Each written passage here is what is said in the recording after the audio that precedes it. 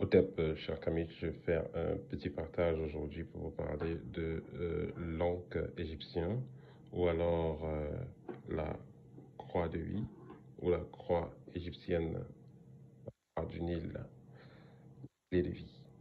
Alors, l'objet que vous voyez, voilà, c'est une croix parce que voilà, nous avons des directions qui sont croisées. Voilà, une qui va du bas vers le haut, l'autre qui va de la gauche vers la droite. Alors, cette partie va symboliser donc le masculin.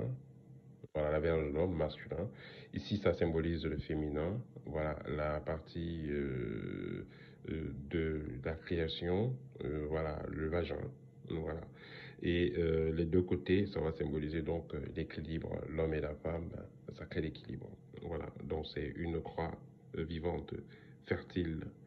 Alors, l'encre, vous allez retrouver l'encre dans beaucoup de schémas de l'Égypte antique.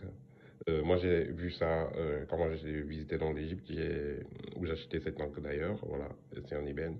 Voilà, j'ai vu l'encre également, c'était sur la main des pharaons et bref, la main des personnes qui étaient enterrées. Donc, que ce soit à la naissance d'un individu, que ce soit à la mort d'un individu, voilà, l'encre avait toujours été utilisée. Et ce qui est assez intéressant, comme je vous dis toujours à nos frères Camille, de ne pas négliger les traditions d'autrui, essayer d'observer. J'en ai vu personnellement à des enterrements où j'ai assisté, ici à Rossi par exemple. J'ai vu comment, quand on enterrait des personnes, on croisait les mains et il y avait une croix. Mais la différence c'était que c'était une croix euh, orthodoxe, mais ça c'est exactement comme ça que ça se passait chez les Égyptiens du passé. Donc on enterrait des personnes avec une croix d'encre à la main.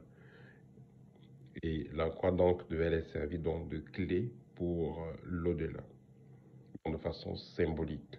Donc, si c'était par exemple un initié, on va supposer qu'il a eu à utiliser une encre dans ses opérations magiques et l'idéal sera de l'enterrer avec sa croix encre.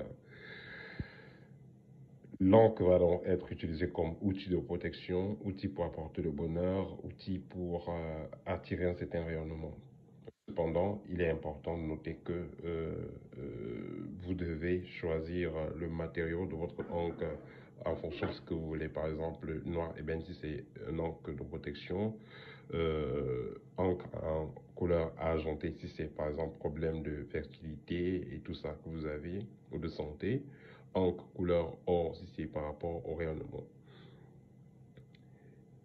Une fois que vous avez donc sélectionné le matériau dont vous avez besoin par rapport à votre besoin, voilà, vous pouvez donc procéder à sa charge. Vous devez le charger, voilà, pour que il puisse aider à tirer donc ce que vous voulez comme résultat.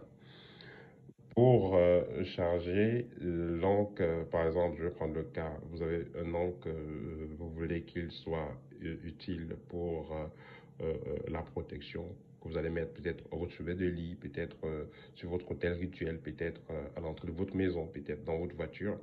Voilà, moi je vais vous conseiller, une fois que vous aurez acheté votre encre, vous allez passer de l'encens rapidement pour le purifier. D'autres gens ont touché avant vous et ensuite vous pouvez donc le déposer sur les rayons de soleil pendant quelques heures euh, pour que cela puisse être chargé.